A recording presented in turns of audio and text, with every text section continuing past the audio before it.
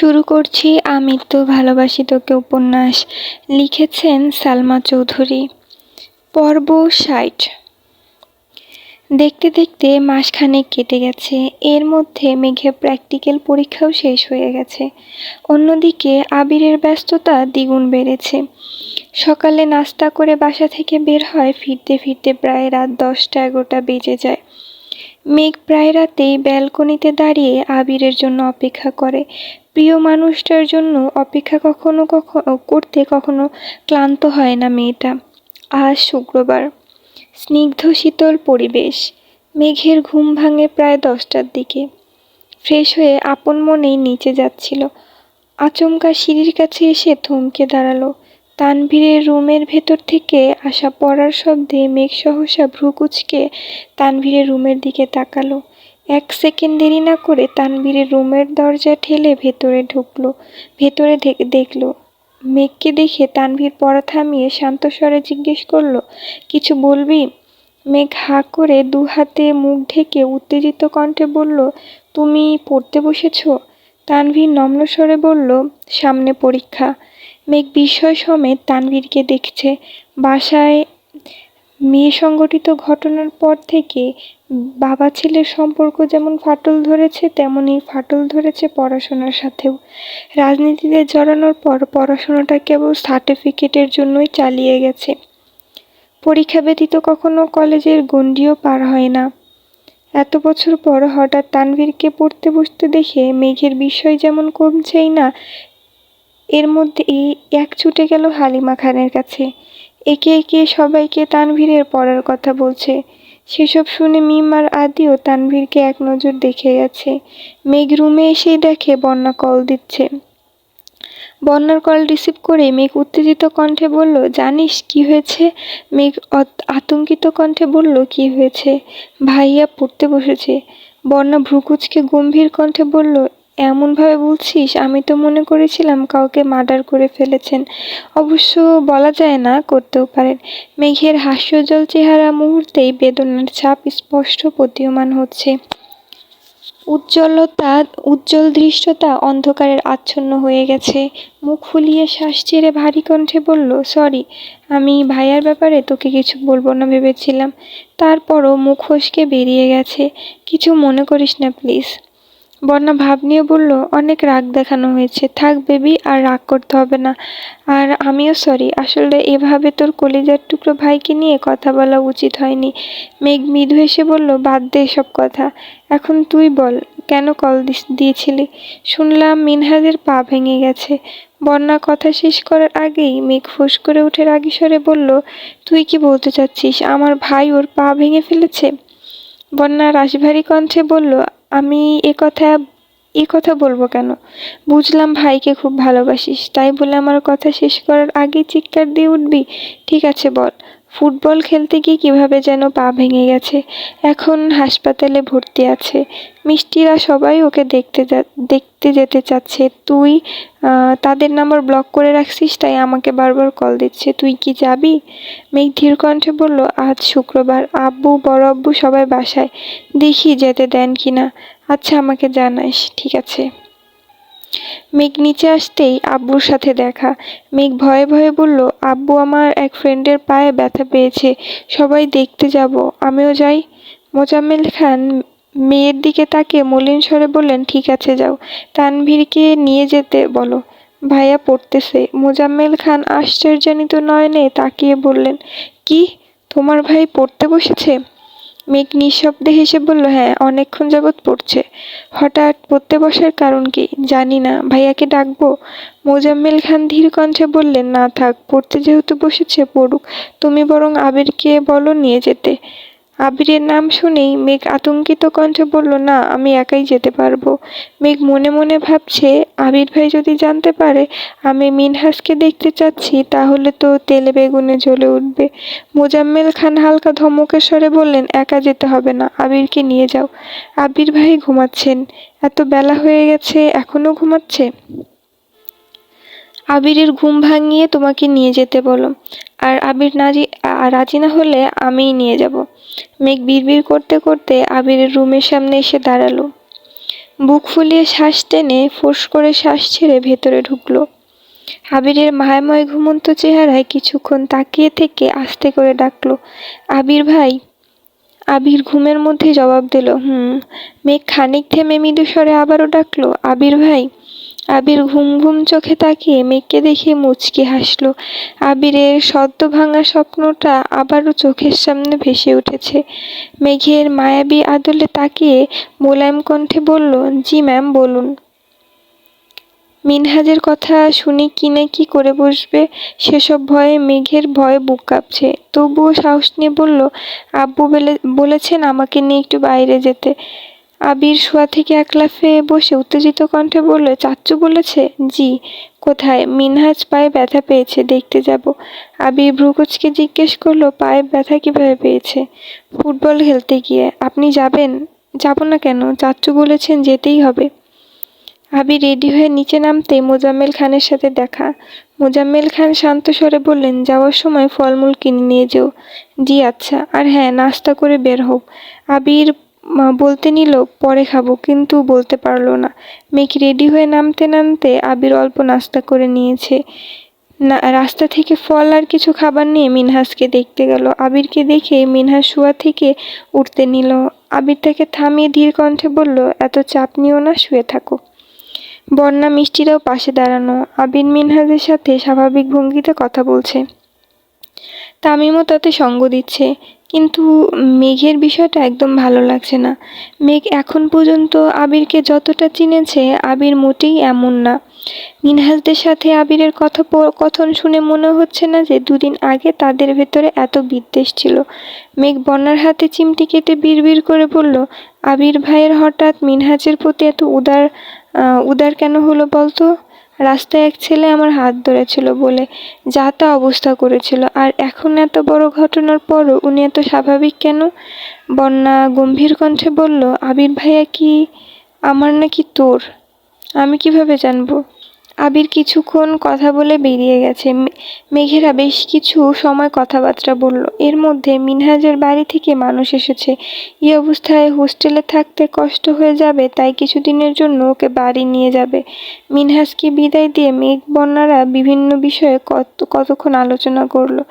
আবিরকে কল দেওয়ার কিছুক্ষণের মধ্যেই আবির চলে আসছে। মেঘ স্বাভাবিক কণ্ঠে জিজ্ঞেস করলো, কোথায় গিয়েছিলেন? একটু কাজ ছিল। একটা কথা বলবো? হুম। আপনার এত পরিবর্তনের কারণ কি? আবির ভ্রু গুটিয়ে ধীর কণ্ঠে শুধালো, কিসের পরিবর্তন? আপনি যে আগে এমন ছিলেন না। আপনি তো আগে এমন ছিলেন না, তাহলে এখন এমন হয়ে যাচ্ছেন কেন?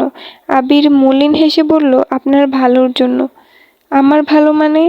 আবির বাইক স্টার্ট দিতে দিতে বলল, সময় হলে বুঝবেন।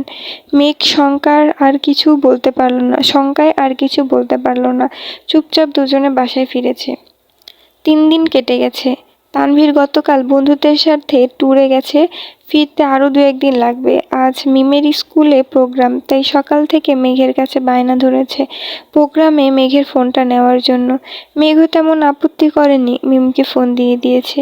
বিকেল দিকে মেঘ ঘুমিয়েছিল। হঠাৎ হালিমা খান আর আকলিমা খান এসে ডাকতে শুরু করেছেন। মেঘ ঘুমের মধ্যে কোনো রকমে বলল, ডাকছো কেন আম্মু?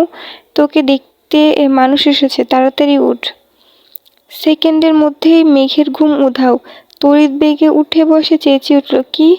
আকলিমা খান চাপা স্বরে বললেন, আস্তে কথা বল, নিচে লোকজন বসে আছেন।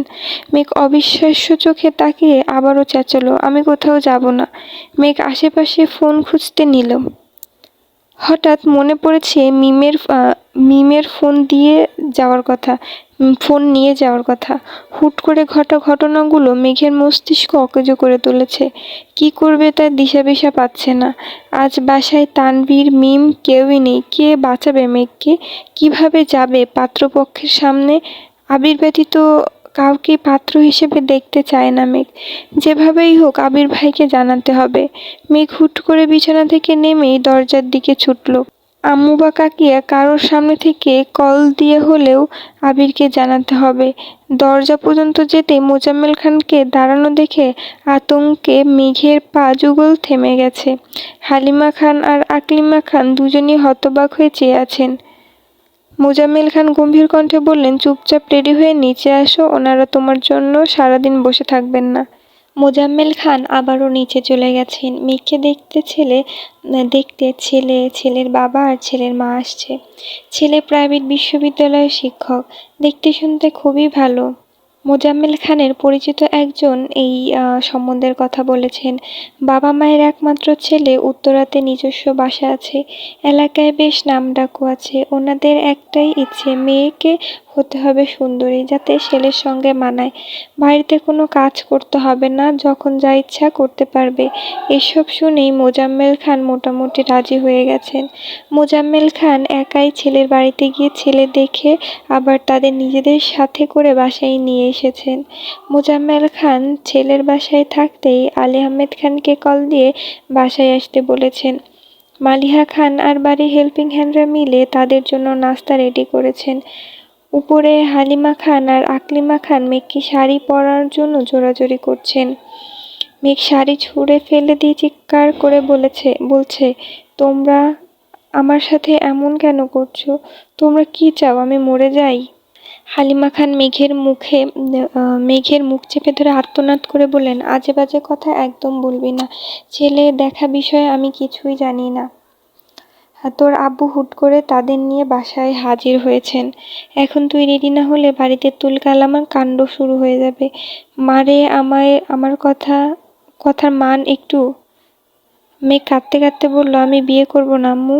আকলিমা খান মেঘের মুখ মুছে শীতল কণ্ঠে বললেন, ছেলে পছন্দ না হলে তোকে বিয়ে করতে হবে না।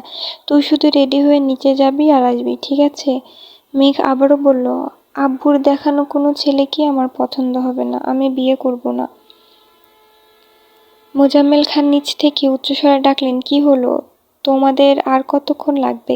হালিমা খান আর আকলিমা খান দুজনেই মেঘের চোখ মুছে মেঘকে সাজাতে শুরু করেছে। মেঘের দু চোখ বেয়ে অনর্গল পানি পড়ছে। বাকরুদ্ধ হয়ে দাঁড়িয়ে আছে মেঘ। আবিরই মেঘের জীবনের একমাত্র স্বপ্ন পুরুষ। আবির ব্যতীত এই 1.5 বছর কাউকে নিয়ে 1 সেকেন্ডের জন্য ভাবেনি, অথচ আজ সবকিছু তছনছ হয়ে যাচ্ছে। কিছুক্ষণের মধ্যেই মেঘকে এক কঠিন পরিস্থিতি মোকাবেলা করতে হবে। ভেতরে ভেতরে মেয়েটা চিৎকার করে বলছে, আমি আবির ভাইকে ছাড়া বিয়ে করব না। অথচ মুখ ফুটে কিছুই বলতে পারছে না। কান্না গলায় আটকে মেঘের নিঃশ্বাস বন্ধ হয়ে আসছে।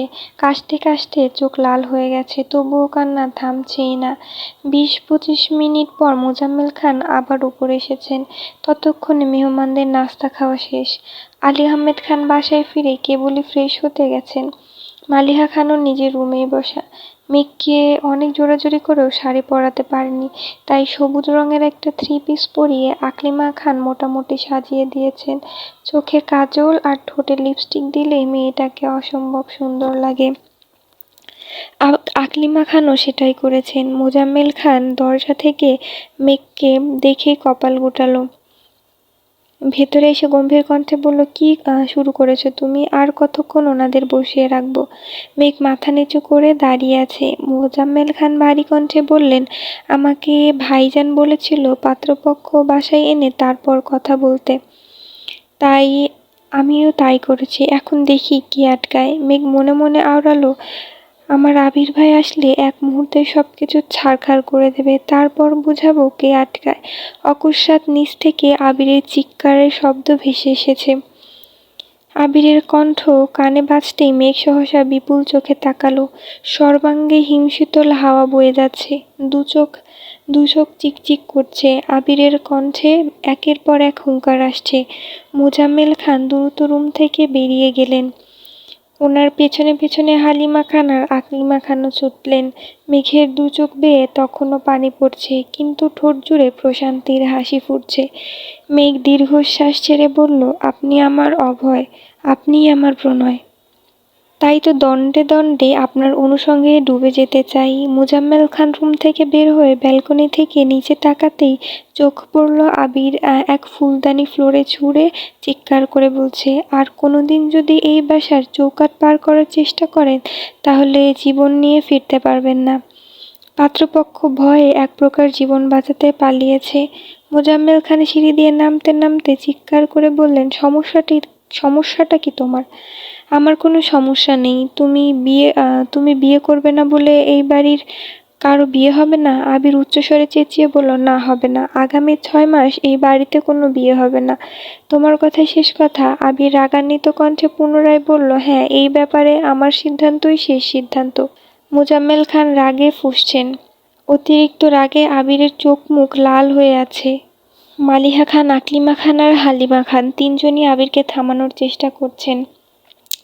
আজ আবিরকে থামানো সম্ভব না। মোজাম্মেল খানও রাগের চোটে যা তা বলছে। আবিরও প্রত্যুত্তরে নিজের ক্ষোভ প্রকাশ করেই চলছে। আবির রাগে সবার পাশ কাটিয়ে উপরে যেতে বিড়বিড় করে বলল, এরপর পাত্রী দেখার নাম করে কেউ এই বাসায় আসলে চোকাট পার হওয়ার আগেই দুপা ভেঙে দিব। অতিরিক্ত রাগে আবিরের শরীর ঘেমে একাকার অবস্থা। শার্টের বোতাম খুলতে খুলতে একটু এগুতেই মেঘের সঙ্গে দেখা। ডাগর ডাগর দুচোখ, গাঢ় কাজল আর ঠোঁটভর্তি লিপস্টিক দেখে আবিরের মেজাজ তুঙ্গে। মেঘ ছলো ছলো নয়নে তাকিয়ে আছে। এমন সময় রুম থেকে বেরিয়ে এসেছেন মোজাম্মেল খান। তখনও নিজের মতো বকবক করেই যাচ্ছেন। আবির দীর্ঘশ্বাস চেঁচে দু হাতের বৃদ্ধাঙ্গুল দিয়ে মেঘের দু চোখের কাজল লেপটে দিয়েছে। সাথে সাথে ডান হাতের বৃদ্ধাঙ্গুল মেঘের ঠোঁটে ঘষা দিয়ে লাল টকটকে লিপস্টিক গাল পর্যন্ত ছড়িয়ে দিয়েছে। মেঘ আহাম্মকের মতো তাকিয়ে আছে। আবির গম্ভীর কণ্ঠে বলল, নিচে তোর শ্বশুর অপেক্ষা করছে, যা নিজের রূপটা দেখিয়ে আয়। আবির ফোঁস করে নিজের রুমে চলে গেছে। মেঘ ঘাড় ঘুরিয়ে কতক্ষণ আবিরের দিকে তাকিয়ে রইল। নিচ থেকে আলী আহমেদ খানের ধমকের শব্দে মেঘ লাফ দিয়ে ওঠে। সঙ্গে সঙ্গে নিজের রুমে ঢুকে দরজা বন্ধ করে দিয়েছে। ড্রেসিং টেবিলে নজর পড়তেই মেঘ গুটি গুটি পায়ে এগিয়ে গেল। লেপটে যাওয়া কাজল আর গাল পর্যন্ত ছড়ানো লিপস্টিক দেখে মেঘ মুচকি হেসে বলল, আবির ভাই, আপনি বড় হিংসুটে। তবে এই হিংসুটে মানুষটাকে আমি ভালোবাসি। নিচ থেকে চিৎকার চেঁচামেচির শব্দ আসছে। মেঘ ভয়ে গুটিসুটি মেরে বিছানার এক কর্নারে বসে আছে। একবার উঠে দরজা পর্যন্ত গিয়েও ফিরে এসেছে। আবিরের প্রতি অগাধ বিশ্বাস, আর অনাবির একাই সবকিছু সামলে নিতে পারবে। কিন্তু আজ আর তা হলো না। দুই ভাই এর পীড়নে আবির আটকে গেল। আলী আহমেদ খান হুঙ্কার দিয়ে উঠলেন, তোমাদের জন্য কি এলাকায় মান সম্মান নিয়ে বাঁচতে পারবো না? আবির শাটিম বোতাম লাগাতে লাগাতে ভাবলেশহীন জবাব দিল, মান সম্মান যাওয়ার মতো কাজ না করলেই হয়। আলী আহমেদ খান আবারও চেঁচালেন, আমরা কি করব না তা কি তোমাদেরকে বলে করতে হবে? আবির নিশ্চুপ দাঁড়িয়ে আছে। মোজাম্মেল খান দু হাতে মাথা চেপে ধরে বসে আছেন। আলী আহমেদ খান আবারও বলতে শুরু করলেন, শুধু হাতে পায়ে বড়ই হয়েছ, কিন্তু মানুষের সাথে কেমন আচরণ করতে হয় তা শিখোনি। এই মানুষগুলো যখন আবির বাইরে আমার উপর আঙুল তুলবে তখন কি জবাব দিব আমি? আমার ছেলে হয়ে তোমার এই আচরণ কিভাবে হতে পারে? তোমরা প্রতিনিয়ত প্রমাণ করছো তোমরা কারো ভরসার যোগ্য নও। তোমাদের উপর ভরসা করলে একদিনই আমার সাম্রাজ্য ধ্বংস করে ফেলবে। আবির দীর্ঘ নিঃশ্বাস ছেড়ে ধীর কণ্ঠে বলল, আব্বু প্লিজ মাথা ঠান্ডা করুন, আপনি অসুস্থ। আমার অসুস্থতা নিয়ে তোমার ভাবতে হবে না। তোমার আচরণই সব কিছু বুঝিয়ে দিয়েছে।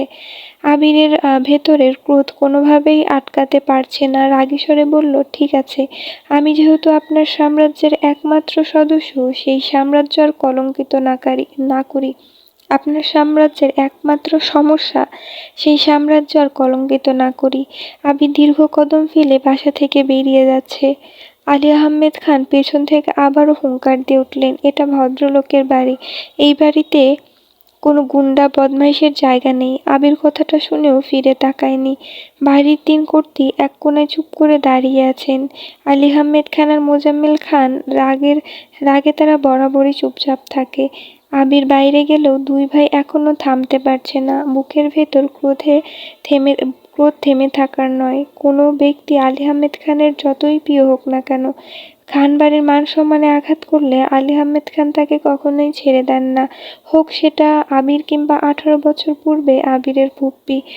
প্রিয়ের চেয়েও প্রিয় মানুষকেও ক্ষণিকের ব্যবধানে অপ্রিয় করে তুলতে সক্ষম। ঘণ্টাখানেকের মধ্যে খানবাড়ির পরিবেশ নিস্তব্ধ হয়ে গেছে। যে যার রুমে চলে গেছেন। আলী আহমেদ খান প্রেশারের ওষুধ খেয়ে শুয়ে পড়েছেন। মালিহা খান ওনার পাশে বসে আস্তে করে বললেন, ছেলেটাকে এভাবে কথা বলা আপনার ঠিক হয়নি। আপনি ভাববেন না যে আমি আপনাকে জ্ঞান দিচ্ছি। আবির তানভীর দুজনই মেঘকে অনেক বেশি আদর করে, তাই মেঘের বিয়ের ব্যাপারটা ওরা কিছুতেই মানতে পারছে না। এদিকে মেঘের আব্বু একের পর এক ছেলে দেখিয়ে যাচ্ছে, ওদের কি দোষ? আলী আহমেদ খান গম্ভীর কণ্ঠে বললেন, ছেলেকে কল দিয়ে বাসায় আসতে বলো। মালিহা খান সঙ্গে সঙ্গে নিজের ফোন থেকে আবিরের নাম্বারে কল দিল, কিন্তু আবিরের ফোন বন্ধ। টানা 2-3 বার কল দেওয়ার পর বন্ধ পেয়ে মালিহা খান ভয়ে সিটিয়ে পড়েছেন। ততক্ষণে আলী আহমেদ খান ঘুমিয়ে পড়েছেন। মালিহা খান রুম থেকে বেরিয়ে দ্রুত হালিমা খানকে ডাকলেন। মোজাম্মেল খান রুমেই বসা। ভাবির আতঙ্কিত কণ্ঠ শুনে জিজ্ঞেস করলেন, কি হয়েছে ভাবি? ভাইজানের কিছু হয়েছে? না, আবিরের ফোন বন্ধ, কল দিয়ে পাচ্ছি না। মোজাম্মেল খান নিজের ফোন থেকেও একবার চেষ্টা করলেন, বন্ধ পেয়ে স্বাভাবিক কণ্ঠে বললেন, রাগ করে বেরিয়েছে, তাই হয়তো ফোন বন্ধ, খুলে ফেলবে কিছুক্ষণের মধ্যে, আপনি রেস্ট নিন। হালিমা খানও বেশ কিছুক্ষণ বুঝিয়েছেন, কিন্তু মালিহা খানের আতঙ্ক কমছেই না।